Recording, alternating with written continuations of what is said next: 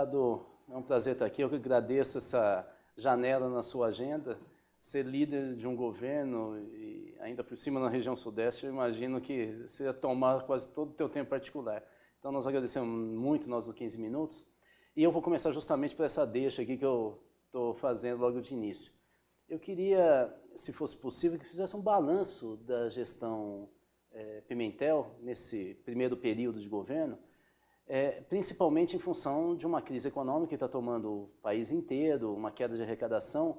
Como é que o governador pensa em administrar essa fase que deve ter uma resolução nos próximos anos? Então, esse interregno de finanças públicas, como é que está sendo administrar, trocar o pneu com o carro andando?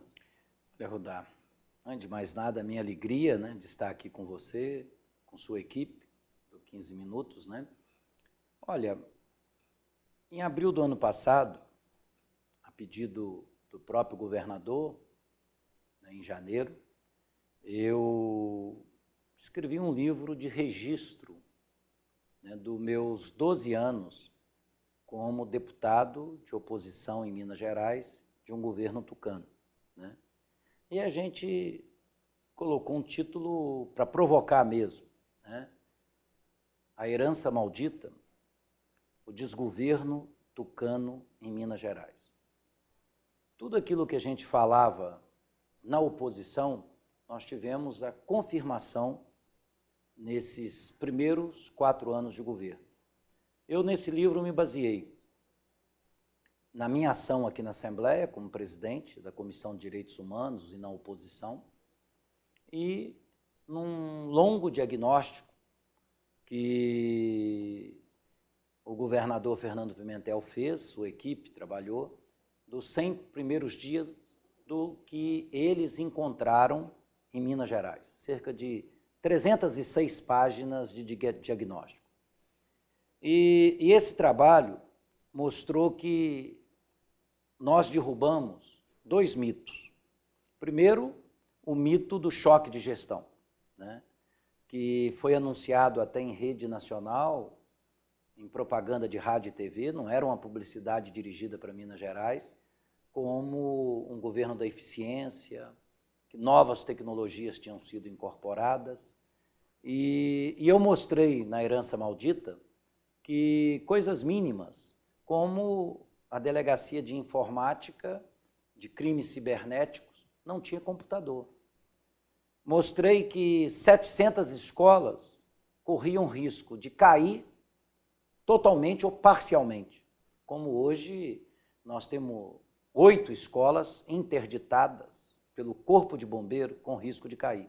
E o governo está reformando emergencialmente agora 600 escolas, porque senão não teríamos condições de iniciar o ano letivo.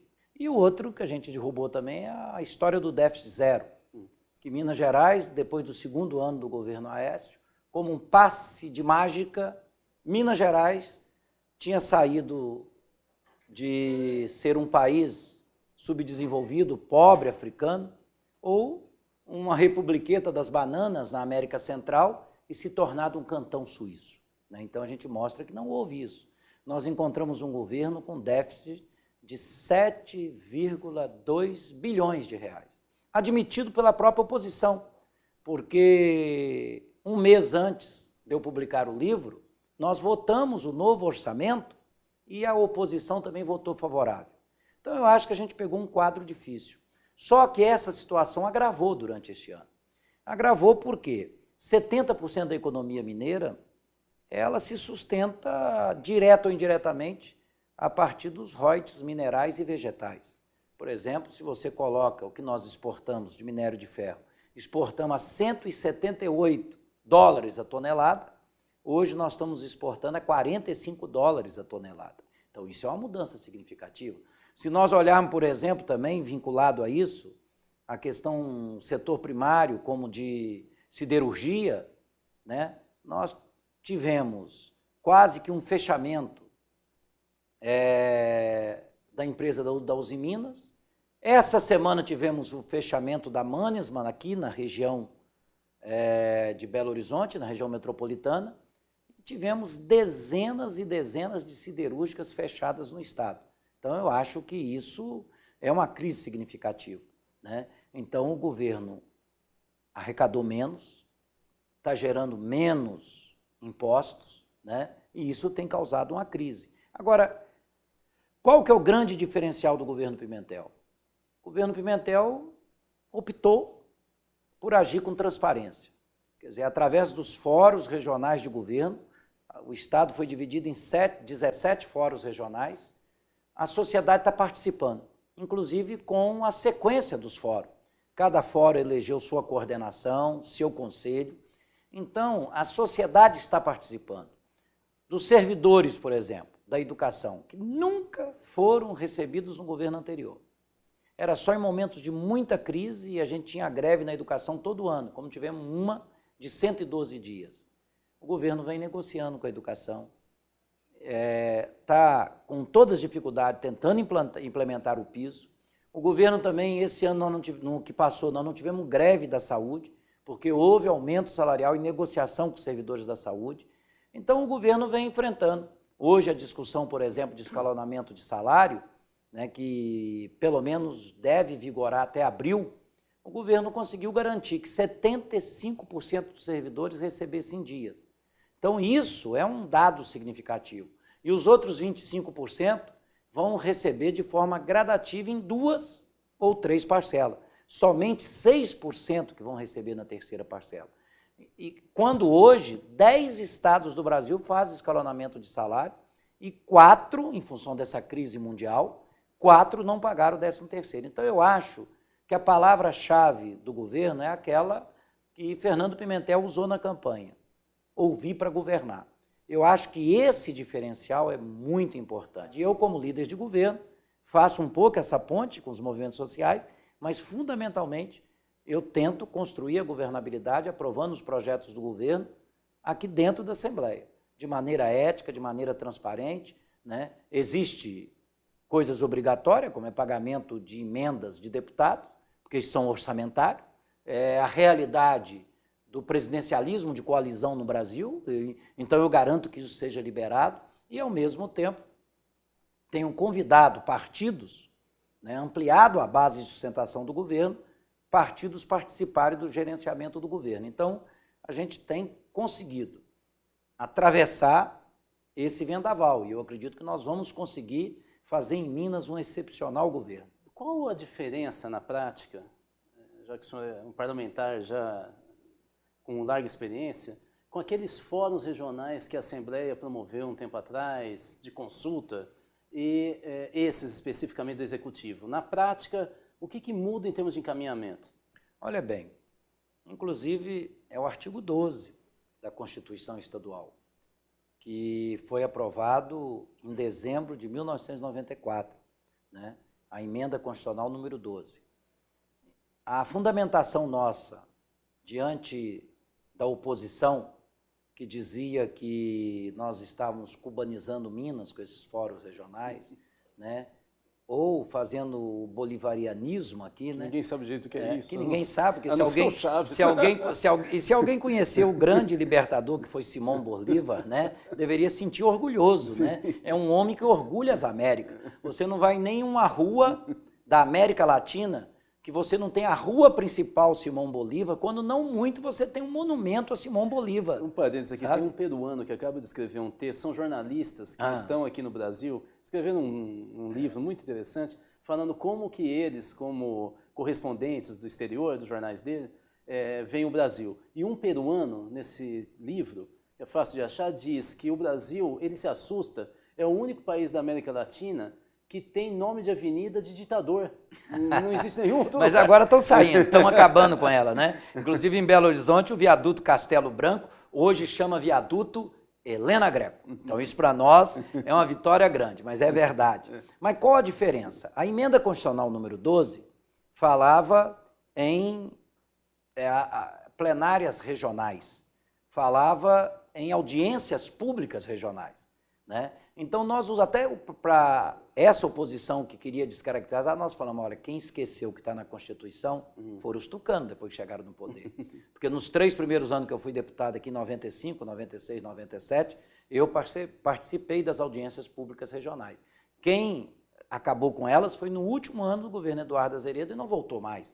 Então, nós ressuscitamos essa mística, essa imagem que a Assembleia queria de participação. Sim. E que, quer queira, quer não, o Brasil de 94, 95 mudou muito, né? Sim. Hoje a gente vê crescer cada vez mais ideias conservadoras, de direitas, né? O preconceito muito grande. Então foi bom, fui eu inclusive que levantei isso.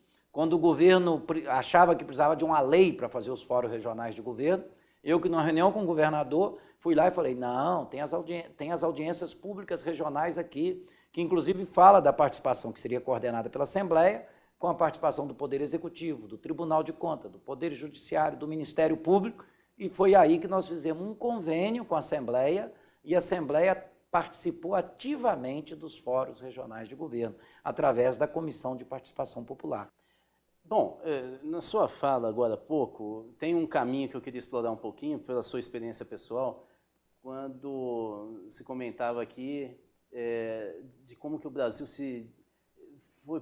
aflorou uma discussão racista, da exclusão, de uma elitização no país, né, nesse último período, né, muito agudo, chamando tudo de bolivarianismo, populismo econômico, social. Tá.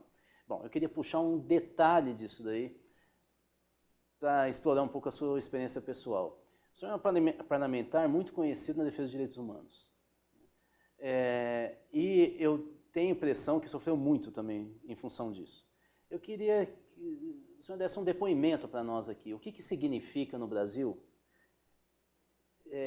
carregar essa bandeira que parece meio óbvia, ou seja, defender o ser humano, o direito de ser humano da espécie humana. O que significa isso como uma espécie de pecha que vai se tentando colar na pele de quem defende parece o óbvio? E o que mudou desse tipo de luta pelo óbvio nesses últimos 2 anos em que a disputa ideológica parece que chegou num ponto agudo no Brasil? Eu queria que fosse, qual é o seu depoimento pessoal de uma pessoa que tem no seu currículo esse tema, né? Sim. Olha, Rudá, eu estou no 22º ano ininterrupto como deputado estadual. E nesses 22 anos, 16 anos como presidente da Comissão de Direitos Humanos e 6 anos como vice-presidente. Inclusive, mesmo sendo líder de governo, até por uma questão, apesar de não ter tanta disponibilidade de tempo, por uma questão simbólica, eu continuo como vice-presidente da Comissão de Direitos Humanos. Há uns 10 anos atrás, eu escrevi um livro que eu falo do trabalho da Comissão de Direitos Humanos. A mais-valia dos desvalidos, o direito de ter direito, aproveitando essa frase da Hannah Arendt, né? Onde eu coloco que hoje a gente vive numa sociedade que a noção de direitos humanos implica numa noção fundamental de cidadania, de democracia. Você não tem como falar em democracia se os direitos fundamentais não são garantidos. O artigo 1º da Constituição nos identifica como Estado Democrático de Direito. Então, acho que o próprio nome, que a República Federativa do Brasil, é um Estado Democrático de Direito. Se a gente pegar essas 3 expressãozinhas, você vai ver presente aí ideia de democracia e de direitos como algo indissociáveis. E é interessante que lá coloca quais são os 4 pilares, os 4 esteios do Estado Democrático de Direito. E vem 2 que são fundamentais: a dignidade da pessoa humana e a cidadania. Então, isso que é tão... O olhar do Constituinte de 5 de outubro de 88 era tão forte que, na hora que você vai lendo os artigos primeiros da Constituição, até no nosso ordenamento internacional diplomático, você, para se relacionar com um país, ele tem que ser respeitador dos direitos humanos. E é interessante que o artigo 17 coloca que toda convenção de garantia de direito, como o Pacto da Costa Rica, como a questão do trabalho infantil, né, como a questão, por exemplo, dos direitos dos migrantes, que o Brasil assinar e aprovar, ou como a própria Declaração Universal dos Direitos Humanos, são parte integrante da nossa Constituição. Não diz que são legislação infraconstitucional, diz que são parte integrante dessa Constituição. Então, se você vê que os 19 primeiros artigos da Constituição permeiam essa noção de direitos humanos.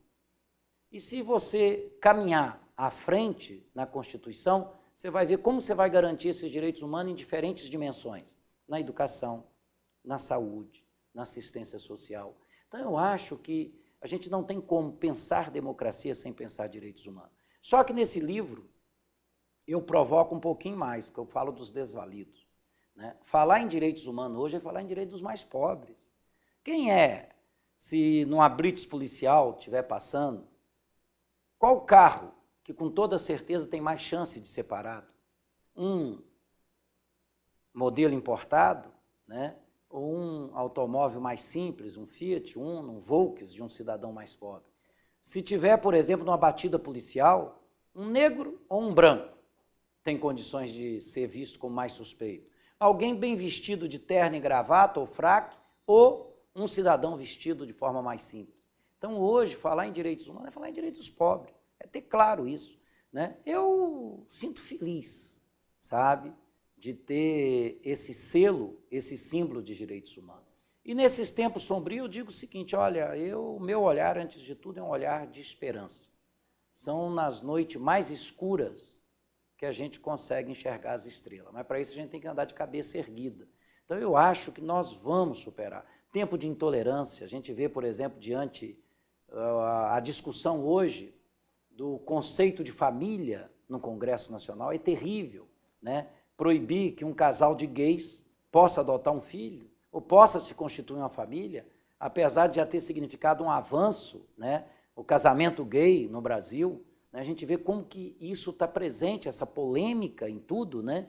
Então a gente vive num tempo, e em alguns momentos até, quando a gente vê a Operação Lava Jato, que tem por um lado um aspecto positivo, mas por outro é uma ideia do Estado policial, Fica parecendo que nós temos um partido novo aí do Ministério Público, um partido da Polícia Federal, sabe? Onde condições mínimas não são garantidas, onde praticamente se pratica tortura psicológica para obter delações premiadas. Então a gente tem que ter coragem de dizer isso. Mas mesmo com isso tudo, eu acredito que nós vamos enxergar estrelas, muitas estrelas, são nessas noites escuras. Bonito. Eu queria fazer uma última pergunta, porque esses 15 minutos já estão dando mais uma vez meia hora ou mais, mas a última pergunta eu não podia fugir desse tema, é sobre o PT. Quer dizer, o PT vem enfrentando um ataque frontal já de pelo menos 2 anos, e eu queria sua avaliação, como é que o PT vai se sair em Minas Gerais nessas eleições municipais, quais são os riscos, quais são os potenciais, a fronteira de Minas com São Paulo vai ser mais delicado para o PT, mas o Norte pode compensar. Qual é a sua avaliação? Eu sei que nós estamos muito longe das eleições, mas como se vê de longe a floresta nesse momento? Olha bem, a gente não tem uma bola de cristal para prever com exatidão como vai ser. Né? E a gente vive hoje uma situação que engana quem pensa o contrário, que a atividade política partidária em geral está muito criminalizada. Qual que é o diferencial que nós temos em Minas? O governo Pimentel, em pesquisas internas, tem tido boa aprovação. Então, eu acredito que em Minas nós vamos ter um belo desempenho. O partido tem conversado muito com o interior, né? A nova direção estadual tem tido uma postura humilde de conversar. Priorizou, por exemplo, hoje nós temos 110 prefeituras, que a prioridade são essas 110 prefeituras, mas nós temos cerca de 90 prefeituras que nós já administramos, então a segunda prioridade são as prefeituras já administradas, e nós temos ainda cerca de 52 cidades com mais de 50 mil eleitores, 50 mil habitantes, então essas também vão ser a terceira prioridade. Mas a gente aqui em Minas tem que pensar numa lógica de governo, um governo que é plural, né? Então nós estamos conversando com os partidos da base, que agora cresceu. Pimentel foi eleito com 5 partidos, PT, PMDB, PCdoB, PROS e PRB. Hoje nós temos 15 partidos na base de apoio. Então a gente acredita que nós possamos fazer umas 50 prefeituras da base de apoio do governo. Agora, só que a lei eleitoral mudou esse ano. Mudou, primeiro, o prazo da filiação partidária. Então nós vamos ter que esperar até dia 2 de abril para ver como que essas peças se movimentam no tabuleiro. E é uma eleição municipal. O PT já foi mestre nisso, nós todos do PT, de querer federalizar uma eleição municipal. Olha, fracasso. O sucesso do Lula no segundo mandato dele não se traduz. Nós diminuímos o número de prefeituras em Minas Gerais, porque nós federalizamos. Olha o que o Lula fez. O eleitor da cidade quer saber o que vem de proposta e de programa para a sua saúde, para a sua educação, né, para a estrada rural, para a agricultura familiar daquele município, sabe? Para o problema da violência, naquilo que a prefeitura pode ser parceira para resolver o problema da violência. Então, nesse sentido, esse que vai ser o chamativo mais forte. Agora, o que tem de novo na lei é um rigor grande na questão dos gastos financeiros. Então, nós vamos ter uma eleição muito judicializada. Eu já disse um dia, brincando, num curso de formação para futuros candidatos a prefeito, falei, ó, em alguns municípios, o pessoal reclamando que não vai ter dinheiro, que os valores vão ser menores, que a Justiça Eleitoral vai cobrar, que a OAB, as paróquias, a conferência, a CNBB, a Comissão Justiça e Paz da CNBB vão estar fiscalizando tudo. Eu falei, tem alguns lugares que você tem que lutar para ser segundo lugar. Faça uma campanha mais modesta para ser segundo, porque provavelmente pode ser criminalizada a vitória do primeiro e vocês assumir. Não façam a besteira de usar as armas do opressor. Durval, eu quero agradecer mais uma vez essa tua generosidade de estar nos atendendo. Acho que esclarece muito, é um início de pauta, na verdade. Esse ano vai ser um ano muito quente. Sim. Talvez a gente volte aqui, se a sua agenda permitir. Muito obrigado. Eu que agradeço. Bom trabalho. Tá bom, joia.